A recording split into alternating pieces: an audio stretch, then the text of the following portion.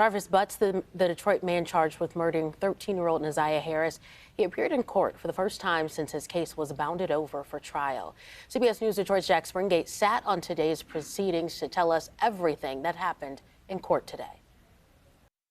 Well, today's hearing was more procedural than informative, but it did set a timetable for some of the next steps in this trial.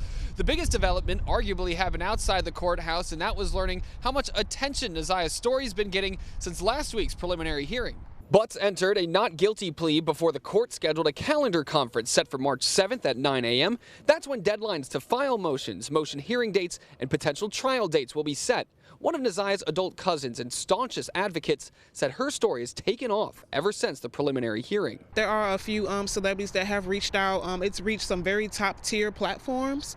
So I'm hoping that, it moves in the right direction that it needs to go on. Roxy says one of these celebrities was Detroit's very own Skilla Baby, who not only said he'd cover the cost to throw a community gathering to honor Naziah's life, but he's also changed his profile picture to this photo of her. I'm very thankful that Skilla Baby decided to, step up to the plate and take care of everything.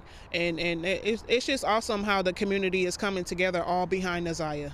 Roxy told me her reaction to much of the online chatter that sided with Judge Aaliyah Sabri's observation that those caring for Naziah when she was abused didn't do enough to protect her. Accountability matters. It's some things that you can be able to forgive your family members for, and this is just one of those things that I just personally can't.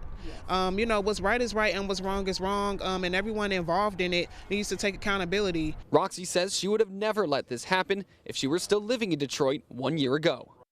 Again, Butts will be back in court on March 7th for that calendar conference, and you can continue to follow along this case with us here at CBS News Detroit as we bring you real-time updates as they happen. For now, reporting in Detroit, I'm Jack Springate, CBS News Detroit.